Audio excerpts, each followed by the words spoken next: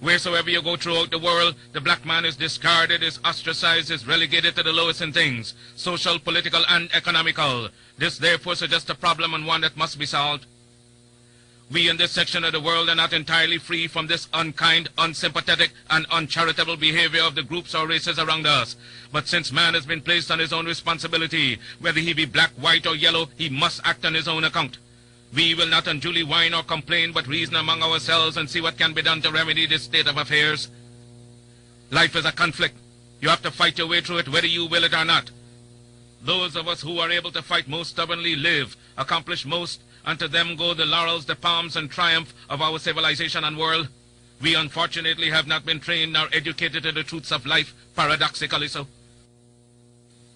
May I say something to you to give you a true knowledge of yourself and life, so that the same glory and success attained by other men who understand themselves may be yours. Man in the full knowledge of himself is a superb and supreme creature of creation. When man becomes possessor of the knowledge of himself, he becomes master of his environment, the captain of his own ship, the director of his own destiny, the accomplisher of his own ends. Man should understand himself because man is full of knowledge, and this knowledge is a gift of nature. When Mother Nature created man, she deprived him of nothing. He was given the faculty of understanding all things around him. This faculty for understanding has not been taken away from him. None of his senses have been taken away from him. So there is no excuse for the black man in lacking the knowledge that man is used to beautify the world and produce all that he needs for his happiness and civilization. Look the world over, and whatever you see in it that is pleasing to man, contributing to man's comfort, to his needs and to his satisfaction, it is but the work of man. Man blessed with the knowledge of himself and the understanding of all things around him. If you are able to live with the knowledge of yourself and with the greater knowledge of nature, you must know what is good and what is not. You must know what is finite. You must know that which is material, physical, and otherwise is at your disposal to create or otherwise use. If we leave America and go over to the east to Japan, they will be telling their fellow citizens of Japan of the wonderful accomplishments of the Japanese people, proving that man is moving onward as time moves on. But you have hated yourselves as you have done in previous years. You have shown malice, prejudice, and hate to each other. And the result is that while other races have made progress, while India has made progress towards nationalism, while Ireland has made progress towards republicanism, while the whole world has made progress in man's accomplishments, you still stand fighting yourselves, dishonoring yourselves, showing no disposition toward that higher life so that you will be abundantly blessed. So reflect and think that you were created for some purpose other than exhibiting malice toward your neighbor or fellow men of your own race.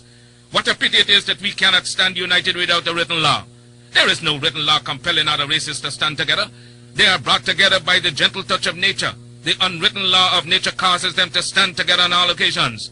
So wheresoever you find them in the field, that one gentle touch of nature causes them to stand together, if need be, die together. But with the black man, you can preach to him from the pulpits. You lecture from the platforms, from the byways and the hedges. The spirit of cooperation, but he will not cooperate. You talk to him gently, you try talking harshly to him, he still will not cooperate. The result is that he falls prey to those who understand themselves and walk through the world making you their serfs and slaves. We must acquire the higher knowledge of life. Black men and black women, will you get the knowledge that the white man has that causes him to be leaders and masters in the world? They are not gods with a peculiar source for understanding the world around them. They have only given expression to the knowledge of their humanity and been able to use and conquer all to their satisfaction and glory. And that is why they are always greater than you in every community that you find them.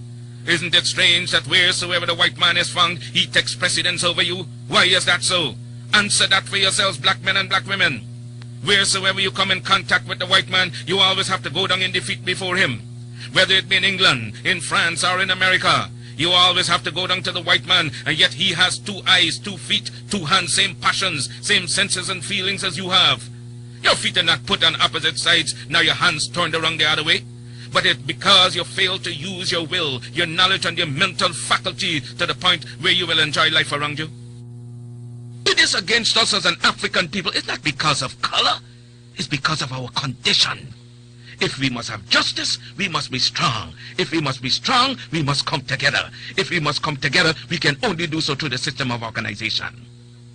But the fight for Africa that teaches you to depend upon another race is a leadership that will enslave you. They gave leadership to our foreparents, and that leadership made them slaves. But we decided to find a leadership of our